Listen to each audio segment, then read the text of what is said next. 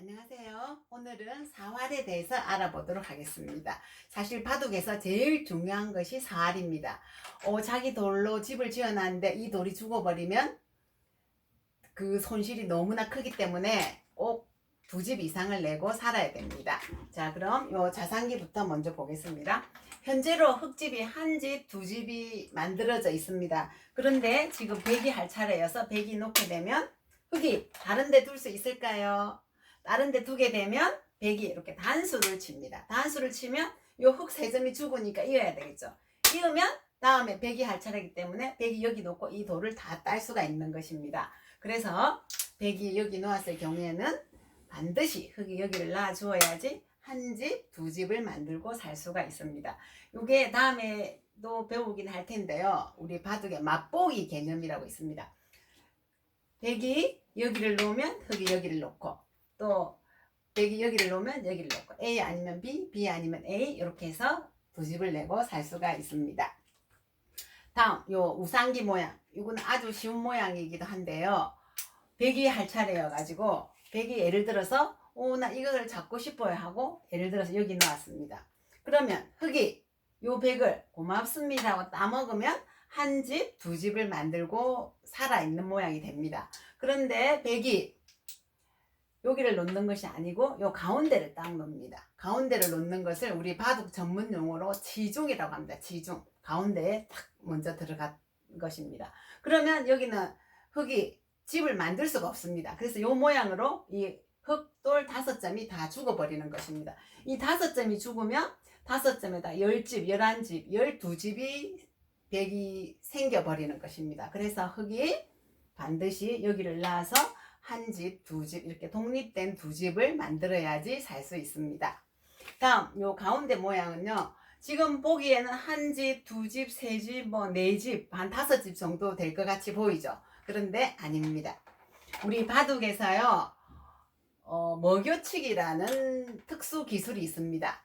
그거는 저 다음에 또 먹여치기에 대해서 상세하게도 배울 건데요. 우선 자, 백이 여기를 들어갑니다. 자, 여기는 저번 시간에 호구 배웠죠. 호구. 요 안에 들어가면 죽어버리죠.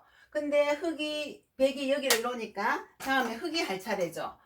요 돌이 죽을 것 같으니까 요렇게 이어 보겠습니다. 이으면 다음 백이 할 차례이기 때문에 백이 이렇게 단수를 칩니다. 그러면 요 돌이 단수니까 흙이 여기 놓을 수가 없죠. 이 백을 따야 되겠죠.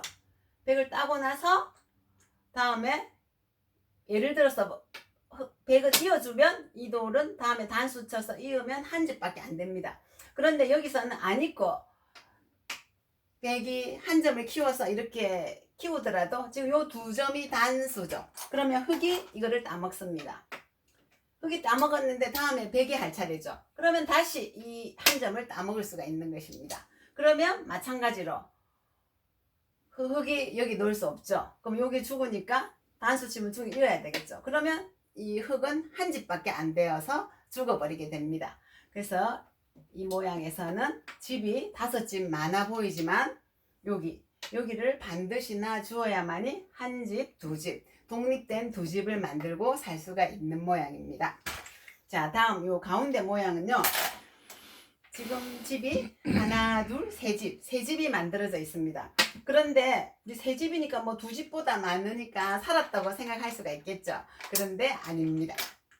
자, 백이 요 돌을 단수를 칩니다. 그러면 단수니까 흙은 안 죽으려고 여기를 이어줘야 되겠죠. 그런데 있는 순간 다음에 백이 할 차례인데 여기 놓고 이 흙돌을 전부 다 딸 수가 있는 모양이 되어버렸습니다. 그래서 이 모양에서는 흙이 반드시 여기를 놓아서 한 집, 두 집 이렇게 독립된 두 집을 만들어야지 살 수 있는 모양입니다. 근데 두 집이라고 이렇게 놓으면 그냥 큰 집 한 칸입니다. 그래서 이 모양을 살 수가 없고 이렇게 독립된 두 집, 한 집, 두 집 이렇게 만들어줘야 됩니다. 자, 다음에 요 모양은요. 자, 지금 이제 흙이 할 차례면 요렇게 나서 이 백이 안 이어주면 이 돌을 잡을 수가 있죠. 그래서 백이 여기 이어줘야 됩니다. 자, 다음에 흙이 손을 뺄 수 있을까요?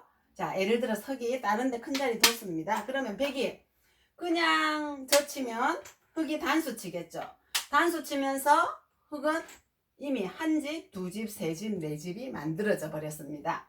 그런데 이 모양은 약간 특수한 모양이라서 여기 백돌이 양쪽에 있죠. 그래서 여기도 이렇게 지중처럼 이렇게 가운데 놓을 수가 있습니다. 그러면 흙이 요 백을 잡고 싶어요 하고 여기든 놔봤자 백이 연결시켜 버리면 여기는 집이 나지 않습니다. 그래서 지금 모양에서는 흙이 반드시 여기를 놔주어야만이 한 집, 두 집을 만들고 살 수가 있는 것입니다.